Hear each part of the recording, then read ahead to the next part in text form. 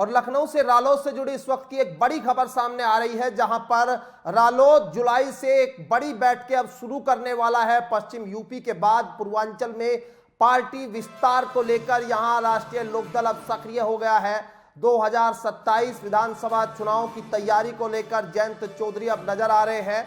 लखनऊ में जुलाई के महीने में यहां पर जयंत चौधरी पहुंचेंगे और एक अभियान की शुरुआत अब जुलाई से शुरू करने जा रहे हैं। पश्चिम यूपी के बाद पूर्वांचल में किस तरह से पार्टी को विस्तार दिया जाए, उसको लेकर अब बैठकों का दौर यहां पर लखनऊ में शुरू होगा। लखनऊ में रालोद से जुड़ी ये बड़ी जानकारी है, जहां पर पश्चिम यूपी के बाद पूर्वांचल में पार्टी विस्तार को लेकर, क्योंकि अब एक तरह से उपचुनाव है और उपचुनाव में भी यहां पार्टी अपनी डिमांड यहां करने जा रही है बीजेपी के सामने।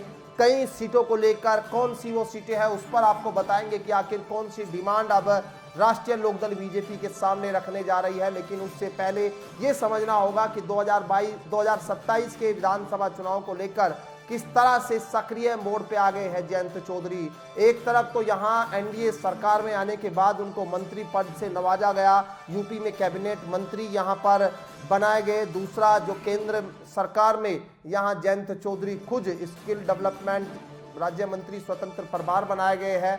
और यहाँ अब उसके साथ साथ क्योंकि वो राष्ट्रीय लोकदल के अध्यक्ष भी है, तो पार्टी का विस्तार करना भी प्राथमिकता में है। तो यहाँ अब जुलाई से तैयारी शुरू हो गई है कि जुलाई से पार्टी किस तरह से अपने पार्टी के विस्तार को कैसे करे और किस तरह से यहाँ पार्टी को बढ़ावा दिया जाए, किस तरह से पश्चिम उत्तर प्रदेश ही नहीं बल्कि पूर्वांचल तक भाई राष्ट्रीय लोकदल अपनी धमक दिखा सके, अपने काम के जरिए अब लोगों के बीच में जाने की कोशिश। और उस बीच में यहाँ पर एक अभियान की शुरुआत यहाँ करने जा रही है, जिसमें बड़ी संख्या में राष्ट्रीय लोकदल में सदस्य बनाए जाने हैं और इसमें पदों में भी अब बड़े बदलाव यहां पर होने हैं। पूर्वांचल में भी बड़े बदलाव की उम्मीद यहां राष्ट्रीय लोकदल में की जा रही है। किस तरह से संगठन को मजबूत किया जाए आने वाले दिनों में 2027 के विधानसभा चुनाव में, ताकि पार्टी जो है मजबूती के साथ चुनाव लड़ सके। और एनडीए में अब यहां सीधे तौर पर वो जो सीटें मांगना चाह रहे हैं,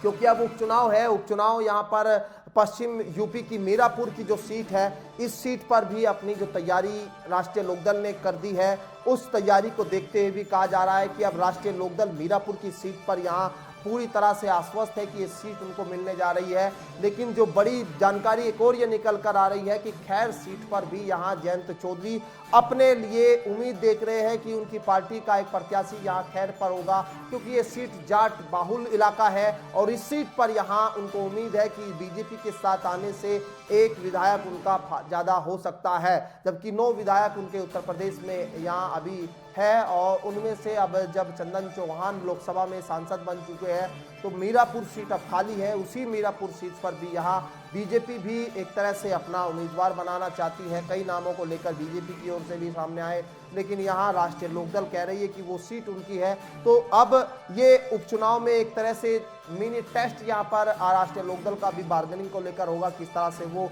बीजेपी के साथ तालमेल बना पाएंगे। लेकिन जो दूसरा बड़ा सवाल है कि यहाँ पर